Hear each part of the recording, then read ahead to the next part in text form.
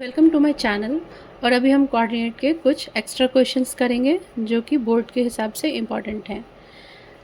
The two opposite vertices of a square are -1, 2 and 3, 2। Find the coordinate of the other two vertices. दो coordinate हमें दिए गए हैं और हमें बाकी जो दो वर्टिसेस हैं वो निकालने हैं। तो स्क्वायर के सारे साइड्स आपस में बराबर होते हैं, तो मैंने इसको एज्यूम कर लिया ये जो पॉइंट भी है उसके कोऑर्डिनेट एक्स एंड वाई हैं। तो A B C D is a square. Let A -1, 2 and C is 3, 2 and B is a point whose coordinate is x, y. As it is a square, hence AB is equal to BC, that is equal to DC and that is equal to DA.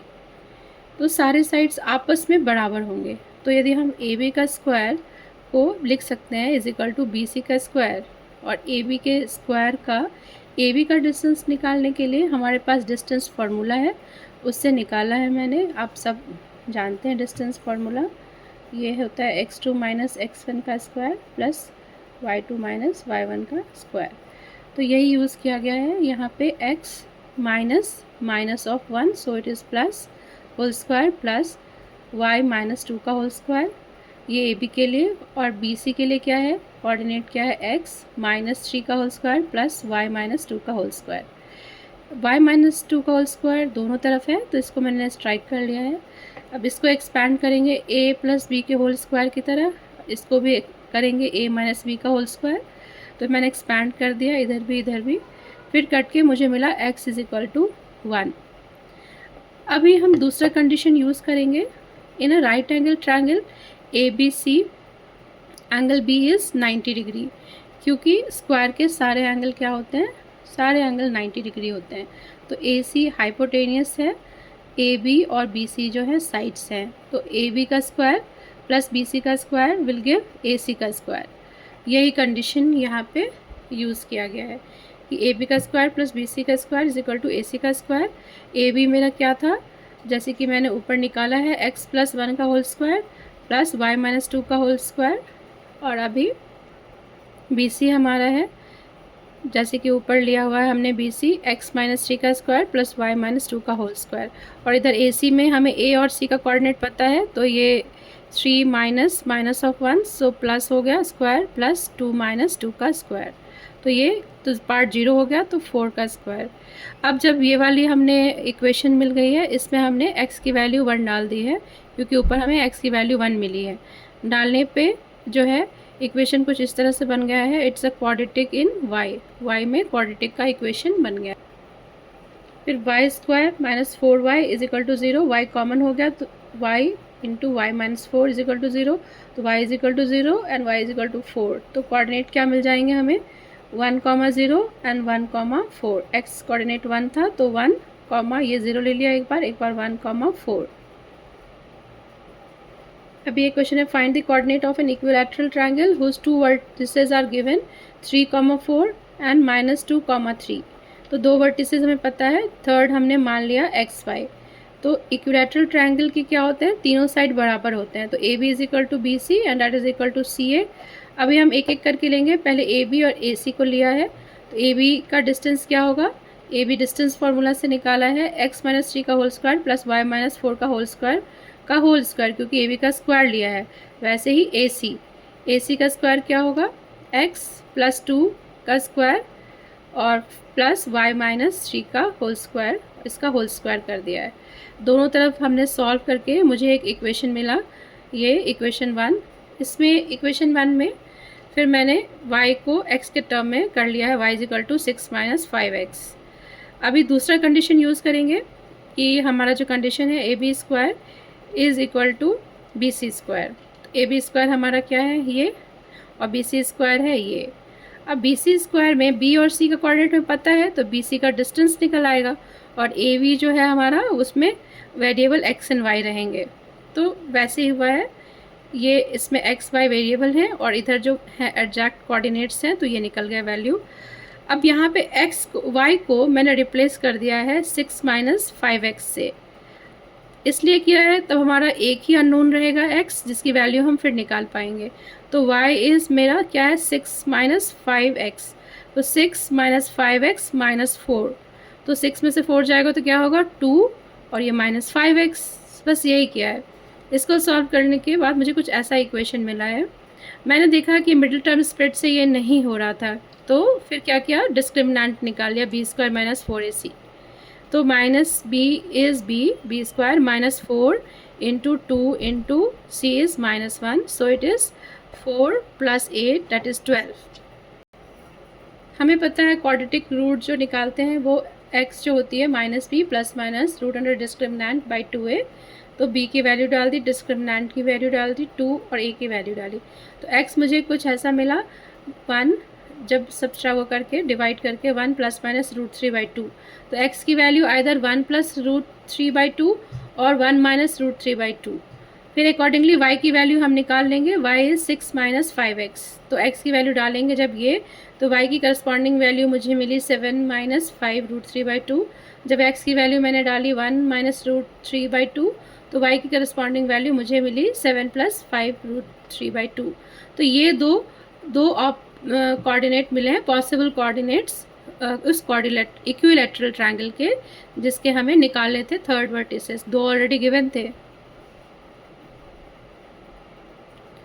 अभी एक और question लिया है, if P and Q are 2 points which coordinate are P at² 280, Q is a/t² 2a/t, और जो S point है उसका coordinate है a, 0, so that 1/SP plus 1/SQ is independent of t। उसमें t नहीं होगा, ये दिखाना है। तो P ये है कोऑर्डिनेट, P के कोऑर्डिनेट ये हैं, Q के कोऑर्डिनेट, S के कोऑर्डिनेट ये हैं। तो हमें बस डिस्टेंस फार्मूला से ये SP और SQ निकालना है। SP निकालना मैंने डिस्टेंस फार्मूला से, वही x2 माइनस x1 का whole square plus y2 minus y1 का होल स्क्वायर, ऐसे करके। तो SP मुझे मिला कुछ ऐसा, जो लास्ट में a इंटू t² प्लस 1 है, और जो SQ है वो भी वही सेम फार्मूला से निकाला, जो कि है x2 माइनस x1 का whole square plus y2 minus y1 का होल स्क्वायर। वैल्यूज़ डालने पे, इनको सॉल्व करने से कुछ ऐसा मिलता है 8 इंटू 1/t² प्लस 1। अब मुझे SP और SQ मिल चुका है, उनको रेसिप्रोकल्स करके ऐड किया है, तो एलसीएम लेने के बाद कुछ ऐसा मिला है। और ये 1 + t² है, नीचे भी 1 + t² है, तो ये कट जाएंगे, तो 1/a आया। Hence it is an independent of t, t पे डिपेंडेंट नहीं है। If the point k - 1, 2 is equidistant from k, 3 and 3, k and k, 5, find the value of k। तो k पॉइंट जो है वो a पॉइंट ये है, और b ये है, और ये c, ऐसा मान लिया है मैंने। और लिखा है a is equidistant from b and c। तो a तो मेरा ये पॉइंट है, वही इक्विडिस्टेंट है इससे भी और इससे भी। तो हमने लिया AB is equal to AC, उसका स्क्वायर भी करेंगे तो बराबर होगा। फिर मैंने वैल्यूज़ डाल दिया। मेरा a क्या था, a का पॉइंट मेरा था ये, और ये x कोऑर्डिनेट k - 1 और y कोऑर्डिनेट 2 है। तो ये क्या था मेरा 3, तो 3 माइनस ये पूरा k - 1, तो साइन चेंज हो जाएगा, -k प्लस -1 का होल स्क्वायर।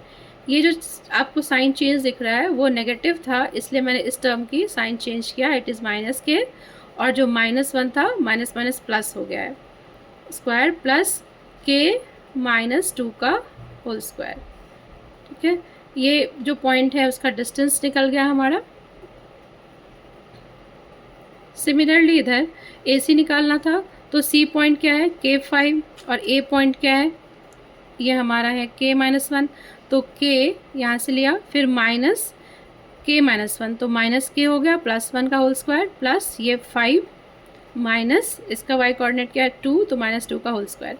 सॉल्व करने से ये क्वाड्रेटिक इन y बना। अब क्वाड्रेटिक आपको सॉल्व करने आता है, क्योंकि k² है, -6k + 5 है, तो इसे ऐसे स्प्लिट करना है कि जब हम मल्टीप्लाई करें तो मुझे 5k² आए, और जब मैं उनको ऐड करूं तो -6k दे। तो इसका स्प्लिट करने मैंने इसको -5 करा, ऐड करूँगी तो -6k मिल जाएगा, और मल्टीप्लाई करूँगी तो 5k² मिल जाएगा। तो k is equal to 1 and also k is equal to 5।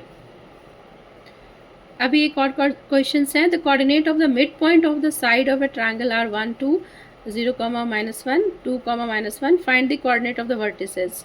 इसमें मिड पॉइंट के कोऑर्डिनेट्स दिए हुए हैं, ट्रायंगल के कोऑर्डिनेट जो हैं वो हमें निकालने हैं। तो वो एज्यूम कर लिया x1 y1 x2 y2 x3 y3।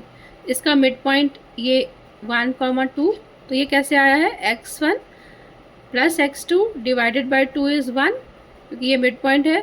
y1 plus y2 divided by 2 is 4। Similarly यहाँ पे x2 plus x3 divided by 2 is 0 and y2 plus y3 divided by 2 is -1। ऐसे इधर भी कर सकते हैं, x1 ये कोऑर्डिनेट है x3, तो x1 plus x3 divided by 2 is 2 and y1 plus y3 divided by 2 is -1।